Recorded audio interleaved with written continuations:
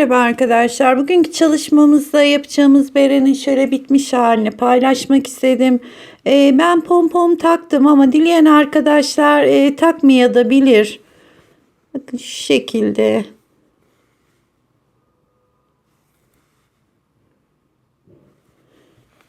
Örneğimiz lotus çiçeği örneği olarak geçiyor. Yani bunu isterseniz tek ebrulu ipte de oluyor. Böyle düz renkli ebrulu ipi karıştırarak da yapabilirsiniz. Şimdi beremizin bitmiş halinin bir ölçülerini vermek istiyorum.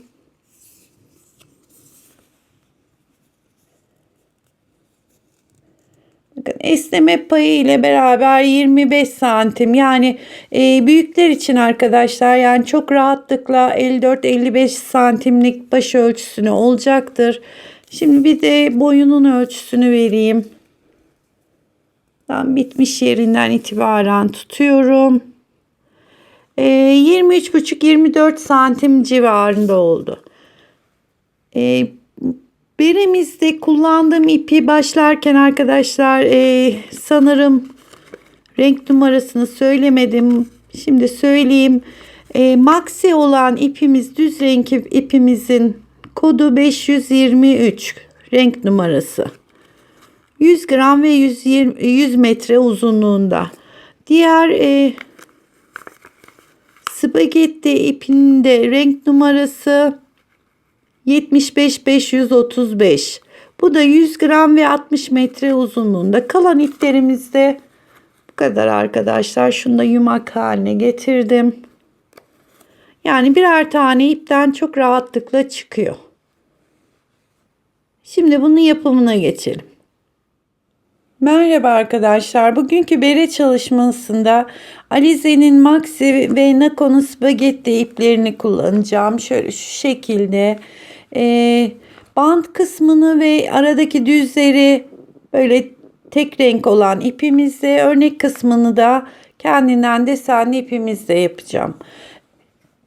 40 santimlik misinalı şiş ve 6 milim. Şimdi beremizin bant kısmı için 72 artı 1 ilmek olarak, yani 73 tane ilmek atacağız. Bir tane de dilerseniz şöyle bir ayraç kullanabilirsiniz. Şöyle yapıyorum ve şuradan 2 ilmeğimiz çıktı. Taktım.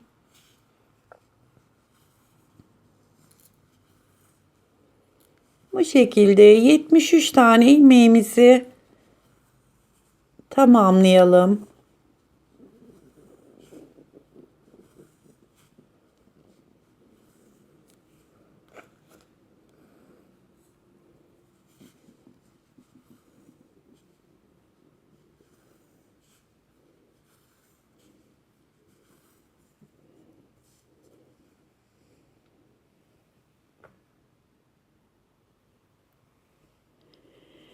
Şimdi 73 tane ilmeğimizi attıktan sonra şöyle bir düzeltiyoruz örgümüzü.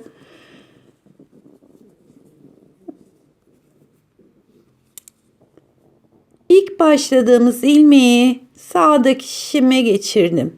Şu fazladan attığımız bir ilmeği de onun üstünden geçiriyorum. Ve bu ilmeği tekrar yerine takıyorum.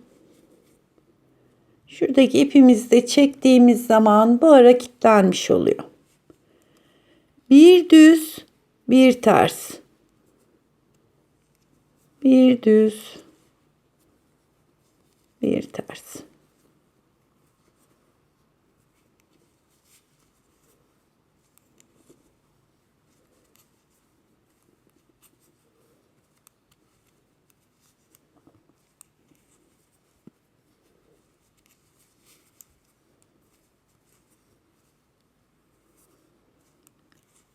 Hiçbir şey yapmadan bütün ilmeklerimizi bir düz bir ters olarak 8 sıra olarak öreceğiz.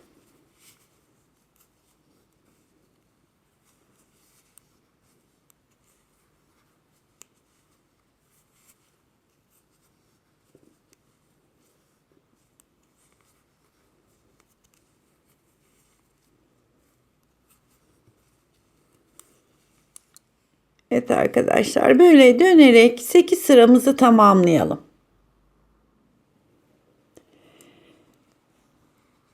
Ben şimdi 1, 2, 3, 4, 5, 6, 7, 8 sırayı tamamladım.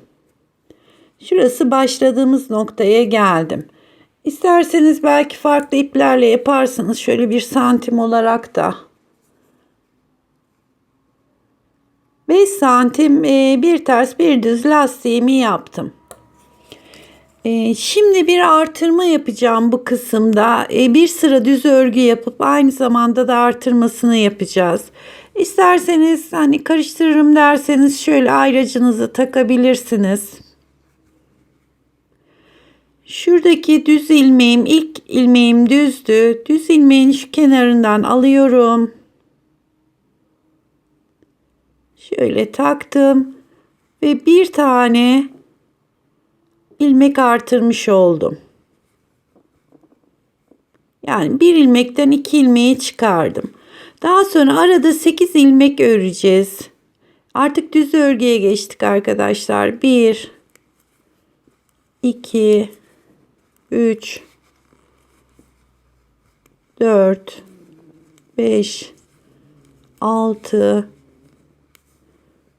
7 8 ilmek düz örgü yaptım. Bakın şimdi ters ilmeğe geldik. Yine şuradaki ilmeği alıyorum. Bakın şöyle takıyorum ve düz olarak örüyorum. Yine bir tane daha artırma yapmış olduk. Şimdi arada 8 ilmek örüyoruz. 1 2 3 4 5 6 7 8 ilmek ördüm. Şimdi de düz ilmeğe geldik. Şu ilmeği alıyorum. Şöyle takıp hemen örüyorum.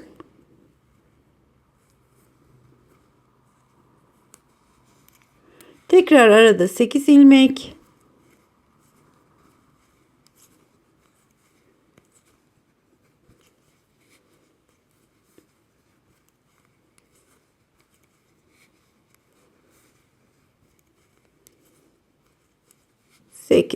Artırmamız bir düz ilmeğe bir seferinde de böyle aradaki ters ilmeğe denk geliyor. Şuradan ilmeği alıyorum, takıyorum.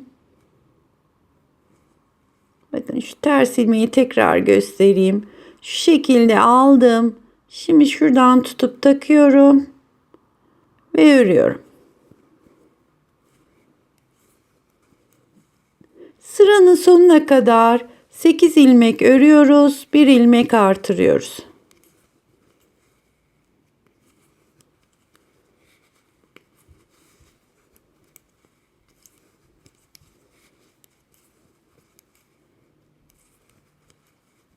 Sekiz ilmek ördüm. Tekrar buradan ilmeği aldım. Şu şekilde takıyorum ve örüyorum.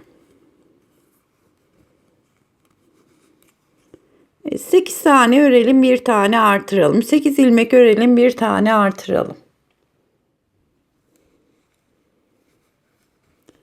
8 ilmek örüp 9. ilmekte artırma yaptım. Daha sonra sıranın sonuna kadar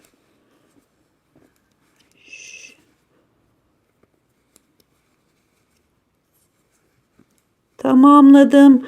8 tane artış yapmış olduk. 72 ilmeğimiz vardı. 8 tane de hep 8. ilmeği örüp 9. ilmekte artırarak tamamladık. Şu anda toplamda 80 ilmeğim var şişimde. Bir sırada düz gittik. Şimdi örneğe başlayacağız.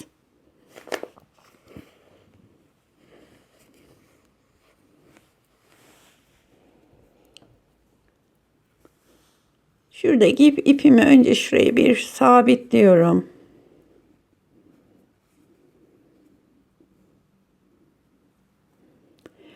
Dediğim gibi isterseniz ayrıcı kullanabilirsiniz, isterseniz kullanmayabilirsiniz. İlk ilmeğimi örüyorum. Düz rengimle ördüm. Daha sonra yandaki 3 ilmeği şu şekilde alacağım. Bakın 1, 2, 3 ilmek. Fakat ipi değiştiriyorum. Diğer renkli ipimi aldım. Şuradaki 3 ilmeği örgü örer gibi, yani ilmeği alır gibi şu şekilde alıyorum. Yani arkadan veya farklı şekilde değil. Şuradan giriyorum. Ve 3 ilmeğin hepsini birlikte bir ilmek öreceğim.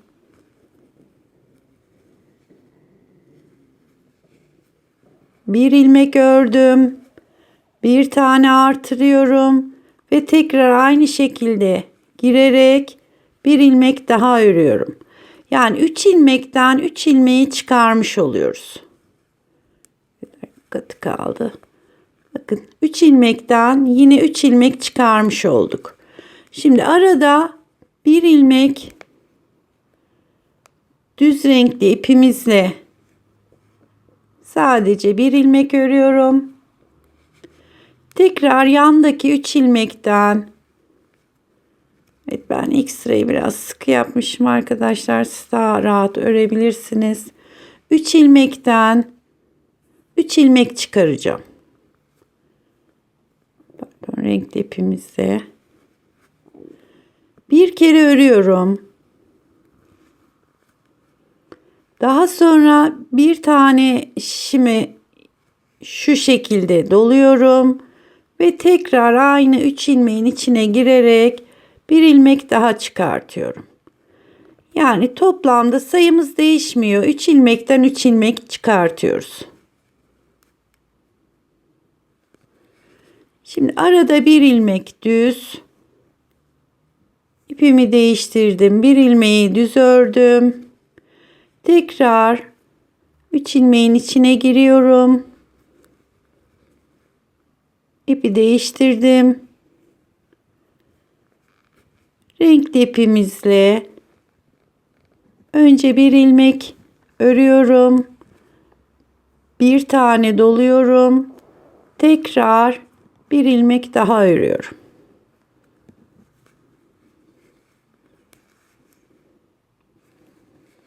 Şimdi arada bir tane düz ilmek örüyoruz.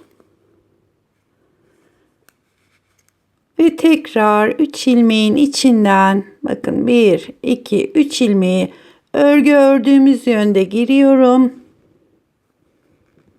Önce bir ilmek örüyorum. Bir tane doluyorum ve tekrar bir ilmek daha örüyorum.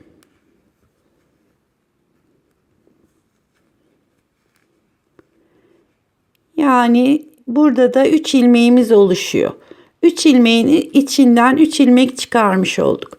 Sıranın sonuna kadar bu şekilde arkadaşlar. Bir ilmek düz örüyoruz. Daha sonra buradaki sıradaki 3 tane ilmeğin içine giriyorum.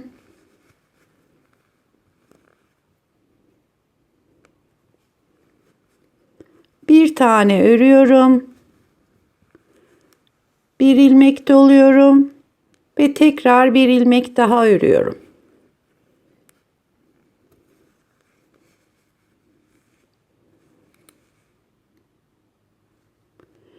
Evet, sıramızı bu şekilde tamamlayalım.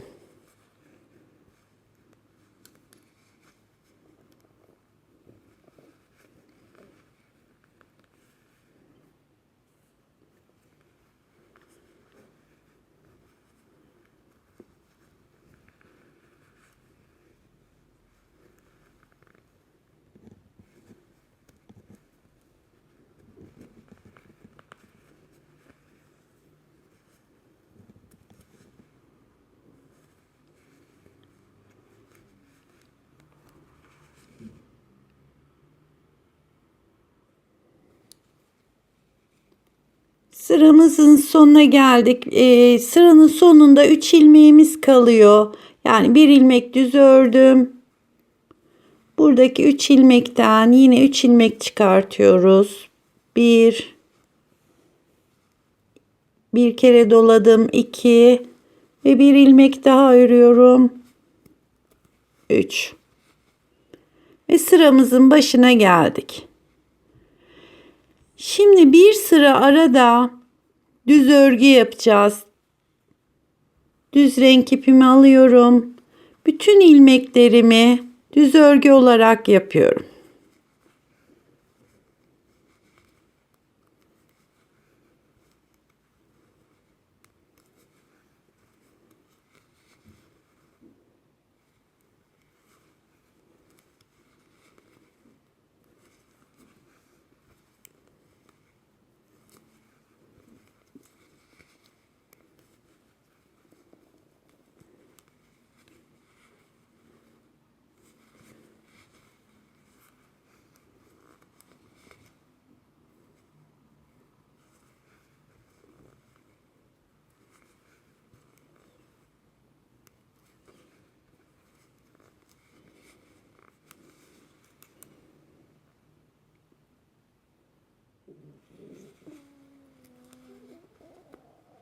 Şimdi arada bir sıra böyle bütün ilmeklerimizin hepsini tek renk ipimizle örerek tamamlıyoruz.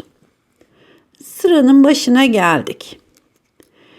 Yine 3 ilmekten 3 ilmek çıkartacağız. Çıkartacağımız yerler arkadaşlar, bakın şu belli zaten. Şu aradaki tek ilmeğin sağında ve solunda birer ilmeği alarak 3 ilmekten 3 ilmek çıkartacağız. Arada bir tane öreceğiz ve tekrar şu altta tek ördüğümüz ilmek ortada kalacak. 3 ilmekten yine 3 ilmek çıkartacağız. Buradaki tek ilmeği de sıranın sonunda tamamlayacağız. Yani şuradan yapacağımıza göre şu ortadaki 3 ilmeği, ya alttaki tek ilmek ortaya gelecek şekilde şuradaki 3 ilmekten yapacağımız için başta 1, 2, 3 ilmek örerek sıramıza başlıyoruz. Aslında bundan sonra örneğimiz kaymaz ama yine de işaretleyiciyi kullanmayabilirsiniz. 1, 2, 3 ilmek ördüm. Şimdi buradaki, bakın altta tek ilmek ortada kalacak. Buradaki 3 ilmekten yine ilk sırada yaptığımız gibi örgü yönünde giriyorum. Şöyle biraz gevşetelim arkadaşlar. Diğer ipimi alıyorum.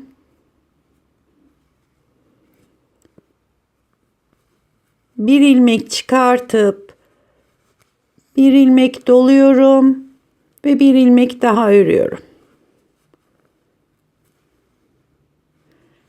Yine 3 ilmeğimiz oluştu. Tek düz öreceğimiz ilmek alttaki 3 tane çıkardığımız ilmeğin tam ortasına geliyor. Onu düz renk ipimle örüyorum. Bakın yine 3 ilmeğe geldik. Şu alttaki tek ilmeğimiz ortada. Önce şöyle bir hafif gevşetmek istiyorum. Daha sonra üçüne birden giriyorum.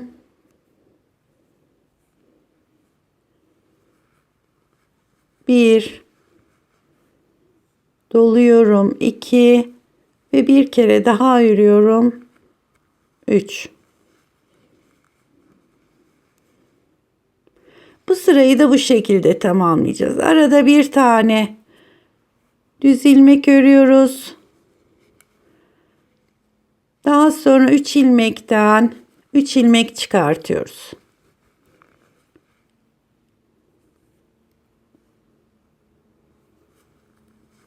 Bir, doluyorum. 2 ve tekrar örüyorum.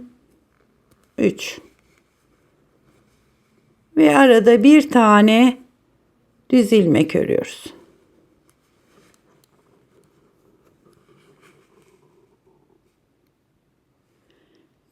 Bu sıramızda tamamlayalım. Şimdi başlangıç noktamıza geldik. Sıranın sonunda bir tane düz ilmek örüyorum. Şimdi yapacağımız işlem, şu ayrıcımı bir çıkartayım. sıranın başında yapmadığımız şurada 3 ilmeğimiz var. Oradan yine buradaki 3 ilmekten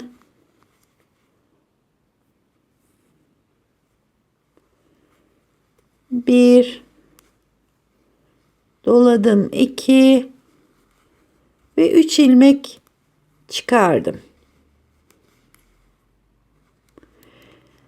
Şimdi arada yine bir sıra işaretleyici koymuyorum arkadaşlar. Çünkü örneğimiz bir dahakine şuradan başlayacak. Yani hafiften kayarak gidiyor.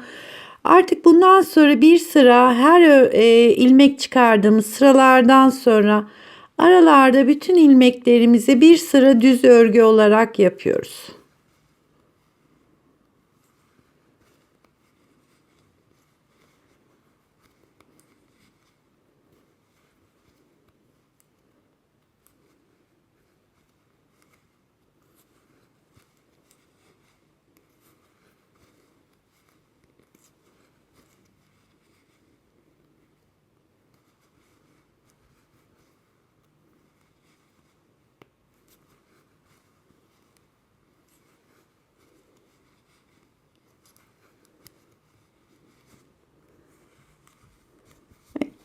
Bir iki sıra sonra örneğimiz daha net şekilde ortaya çıkacak. Şimdi sıramızı tamamlayalım. Tekrar bir daha bir kurulumu göstereyim.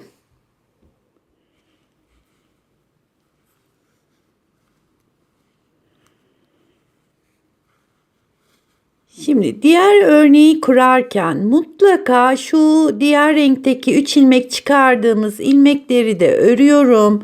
Yani bu ilmeklerin hepsi tek renkte örülmüş olacak.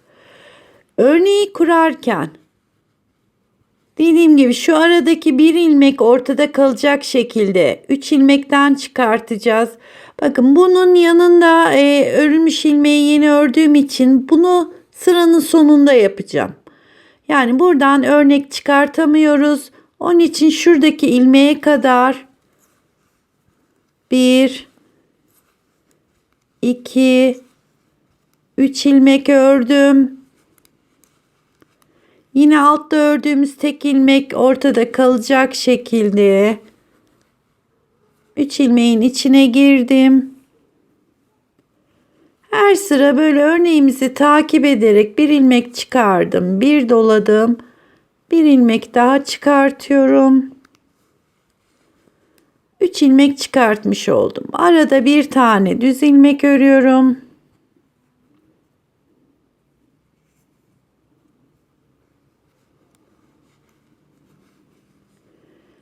Ve yine buradaki 3 ilmekten renkli ipimle 3 ilmek çıkartıyorum.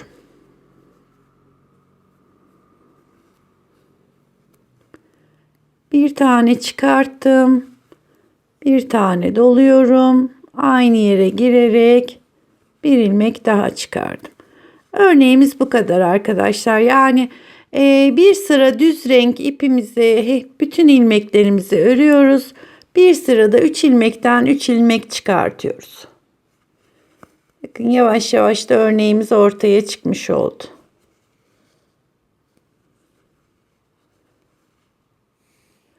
Şimdi beremizin boyu olana kadar aynen bu şekilde devam edelim. Şimdi beremi ben 1, 2, 3, 4, 5, 6, 7, 8, 9, 10, 11, 12 örnek yaptım. Tabi ipten ipe değişebilir. Onun için 1 santim vermek istiyorum.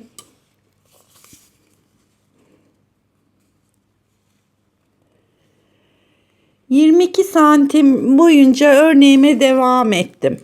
Ve bir sırada yine örnek bitiminde olduğu gibi düz renk ipimizde sıranın başına kadar geldim. Artık örneği beremizin toplamasına geçeceğiz. 1,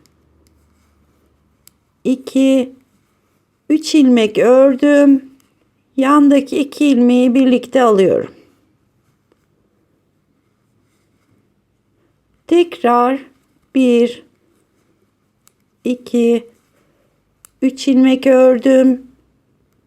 Yandaki 2 ilmeği birlikte alıyorum.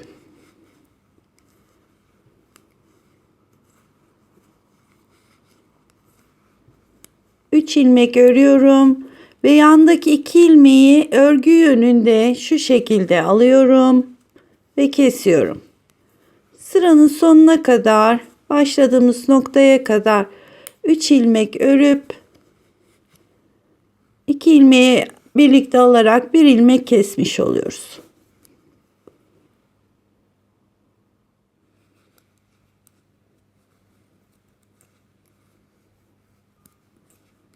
Sıranın sonuna kadar 3 ilmek örüp bir ilmek kestim. Şu ilk kestiğimiz ilmek, sıranın başına geldik. Şimdi bu sıra hiç kesme yapmadan bütün ilmeklerimizi düz örgü olarak yapıyorum.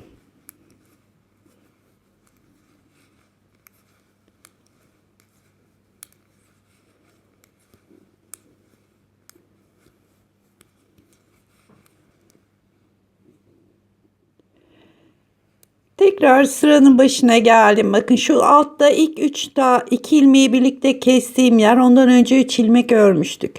Burada şaşırırsanız şuraya bir ayraç koyabilirsiniz arkadaşlar, ama şimdi bir kesme daha yapacağız. Önce şuradaki ipimi bir kesmek istiyorum.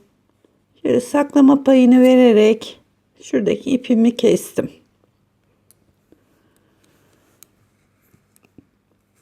Şimdi 2 ilmek örüyorum. Bakın şu altta 2 ilmeği birlikte aldığımız ilmek. Ve yine bir kesme yapıyorum.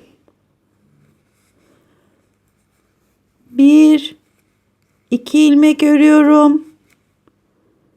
Ve 2 ilmeği birlikte alarak bir kesme yapıyorum.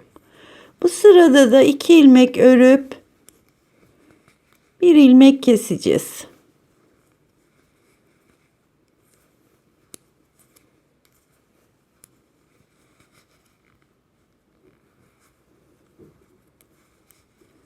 Şimdi ilmeğimiz azaldıkça çevirmemiz biraz zor olacak. Gerekirse şu aralardan misinayı şöyle çekerek de örebilirsiniz arkadaşlar, yaklaştırarak. Yani bu sıramızda 2 ör 1 kes, 2 ör 1 kes olarak tamamlayalım. İlk başta 3 ördük 1 kestik. 3 ördük 1 kestik. Daha sonra bir sıra hiç kesmeden bütün ilmeklerimizi ördük. Bu sırada da 2 ördük 1 kestik, 2 ördük 1 kestik ve şimdi yine bütün ilmeklerimizi hiç kesmeden bir sıra bütün ilmeklerimizi düz örgü olarak örüyorum.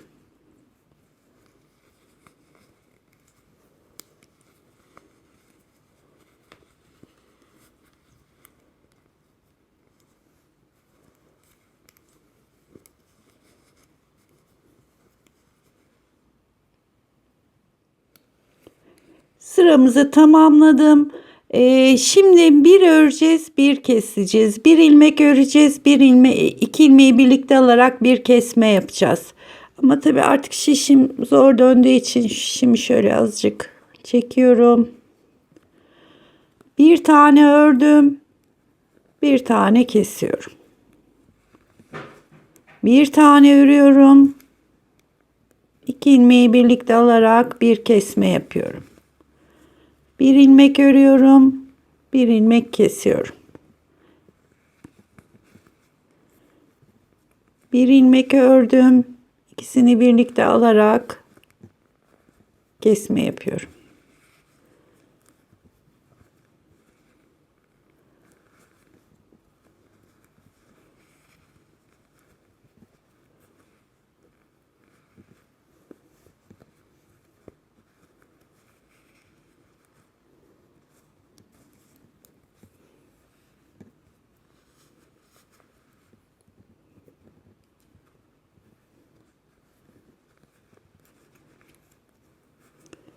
Sırayı beraber yapalım istedim arkadaşlar. Bir ördüm.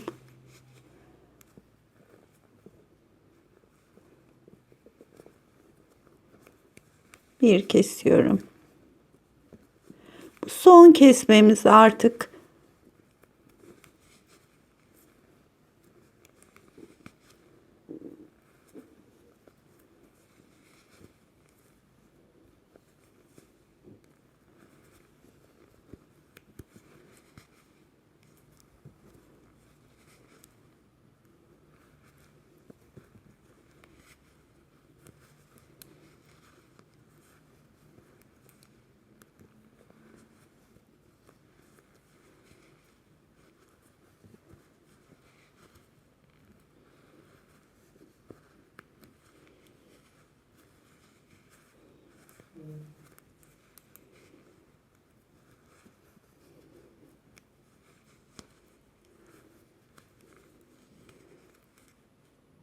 Evet, bu da son kesmem ve sıranın başına geldim. Bakın bir ör bir kesme. Şimdi bir sıra hiç kesmeden düz örgü olarak örüyoruz. Şimdi beremizin toplamasına geçeceğiz. Şu şekilde oldu beremiz. Beni takip eden arkadaşlar bilirler. Ben tepe kısmının direkt bunu iğneye geçirip de büzebilirsiniz. Fakat şurada bir sertlik oluyor. O sertliği almak için her zaman yaptığımız gibi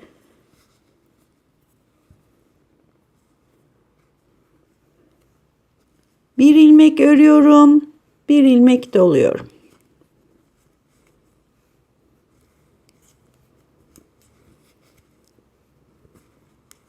Bütün ilmeklerimizi tepedeki bir örüyorum, bir ilmek şişime şu şekilde dolama yapıyorum.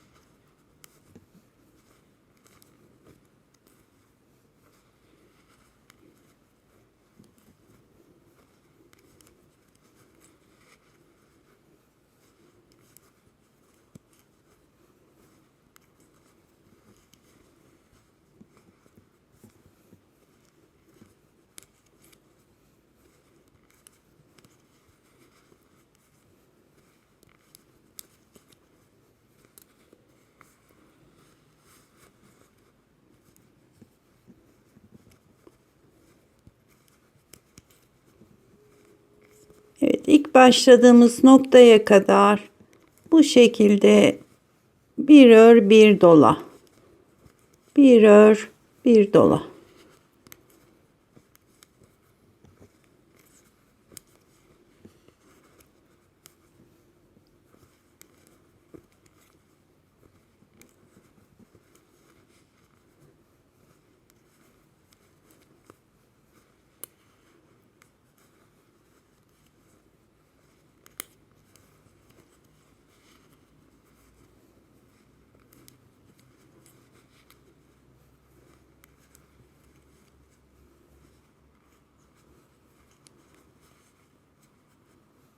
Bir dola. Evet, ilk başladığımız noktaya geldik. Burada bir ilmek örüyorum ve şu anda şişimizi normal ilmeklerimizin 2 katı kadar ilmek oluşturuyor. Buradaki amacımız şu büzeceğimiz ilmeği gevşetmek. Şimdi burada tepe noktasını büzme yapacak kadar kesiyorum.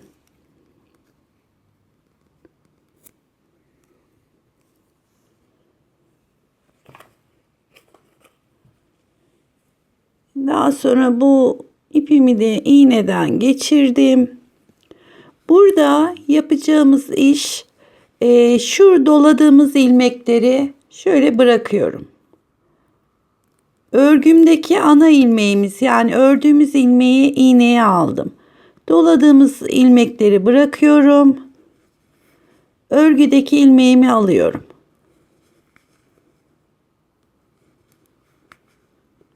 Evet, yanlışlıkla bu ana ilmeklerinizi bırakmayın arkadaşlar. Sökülme olur. Sadece şu doladığımız ilmekleri bırakıyoruz.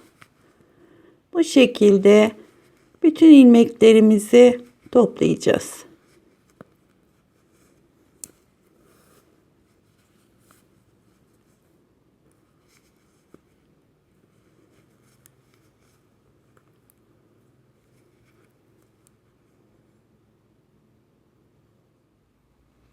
Evet, ben bütün ilmeklerimi şöyle ipe geçirdim. Misinamız da zaten artık boşa çıkıyor. Şimdi burada şöyle ilmeği ipimizi çekerek düğüm atmayacağım. Daha sonra içinde saklayacağım. Şu şekilde büzdürüyoruz.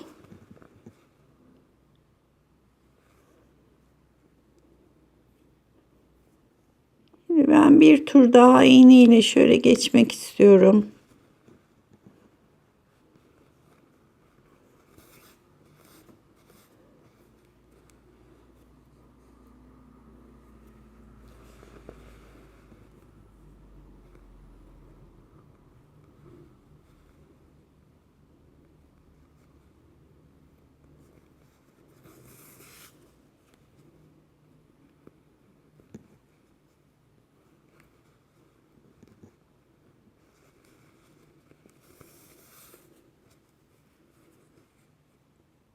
Ve iğneyi arkaya geçiriyorum.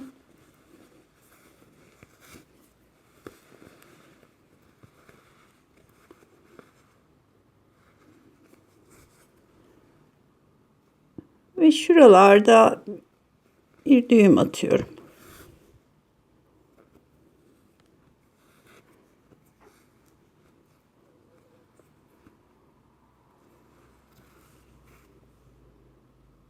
İpimi de yine şöyle aralardan yürüterek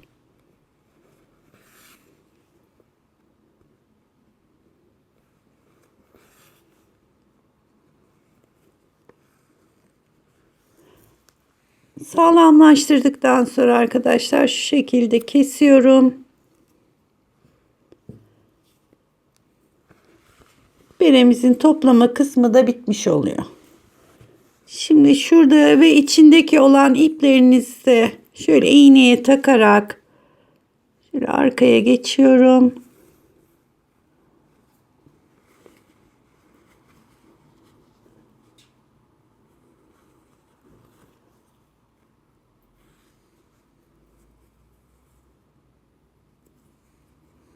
Berenin arka tarafını da göstereceğim arkadaşlar. Şu ipimizi de bir yürütelim. Şöyle iplerimiz uç kısımda kalmayacak şekilde berenin iç kısmına doğru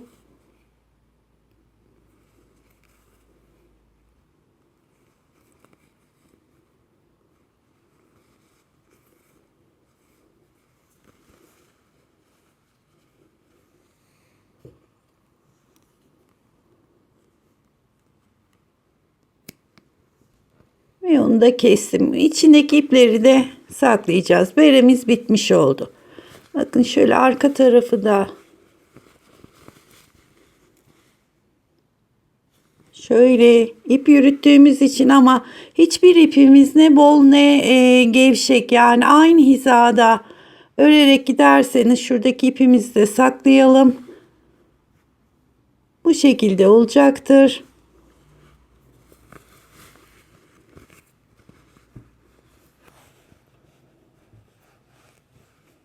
Beremiz bitti. Yapacak arkadaşlara kolay gelsin. Bu arada arkadaşlar, pardon, isteyen arkadaşlar da böyle hazır pomponlar satılıyor. Yani ondan da dikebilir. Evet, kolay gelsin.